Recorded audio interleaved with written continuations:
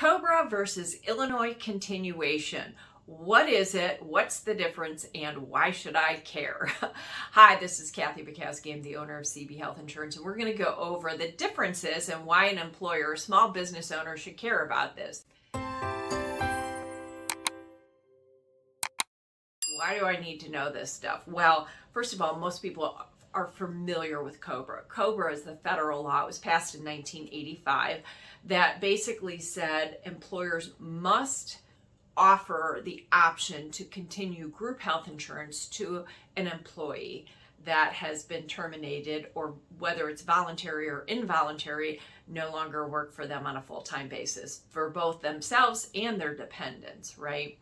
And the continuation has to be for up to 18 months. So this federal law applies to, COBRA is the federal law, it applies to companies with 20 employees or more. 20 employees or more.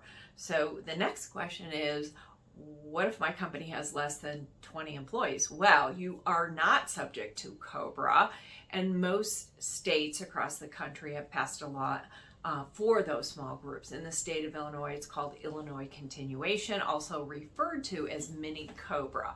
So that's the law, the Illinois law that applies to groups with less than 20 employees. What's the difference? Are they the same? Are the rules the same? And the answer is no.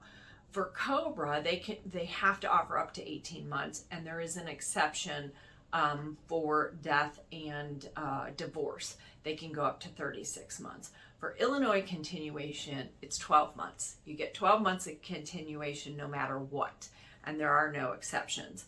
What are some other differences? Well, COBRA, the employee has to be on the plan for a day, 1 day, and you have to offer them continuation if they quit or walk out the door after 1 day.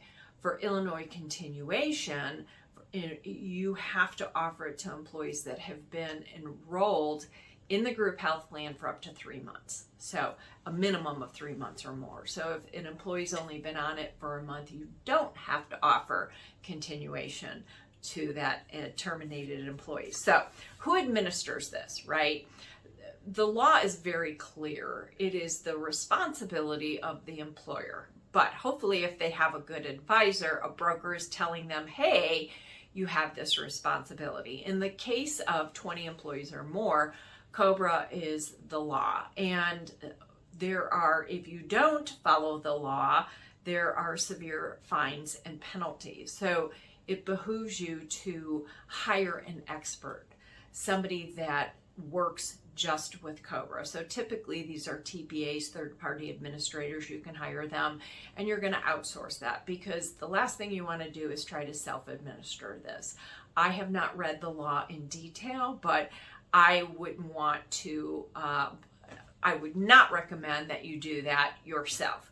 You should hire somebody that does this. Typically, brokers don't do this. Now, in the case of Illinois continuation, if you're our client and working with us, we do help you with Illinois continuation. The law is a little bit different, and it's a little bit more clear-cut. So in our office, we process a lot of terminations for our employer, small employer groups. So they will send us a notice when somebody's been termed, and we will send them information, not only on the law, we give them a copy of the law and how it's stated, which comes from the Department of Insurance. We actually download the document. We also have a sample letter that we can provide. Now, the employer has to send the letter out. It's not coming from us. It has to come from them. It is their responsibility. But we'll do a sample letter that they can put on their company letterhead, and also outline in the email any deadlines. You know, you have to get the letter out in so many days. They have so many days to respond. You know, when do we put them back on, and how do you collect the premium and all that fun stuff. That is something our office helps our clients with. Now, I think there are, certainly you can ask your broker for a recommendation to a TPA in terms of COBRA administration, because most brokers don't do that. Now, I know there are a handful of TPAs that do Illinois continuation, but if you are our client, we do help you with that. If you're interested in a free evaluation of your benefits, you can go to our website, which is cbhealthins.com, cbhealthins.com. and there is a employee benefits button. I think underneath that you will see the option to review your current benefits. And we have an easy evaluation process that we just want to ask you some questions to say, what benefits do you have? Are you in the right benefits? Does this make sense in terms of the needs of your employees and yourself and your budget? Have you picked the right plan? So if you are interested, take a look at that, and we hope you found this video helpful, and stay tuned. We are going to be covering a lot of other common topics that small employers relating to employee benefits should know about, and hopefully we'll see you next time. Thanks for watching.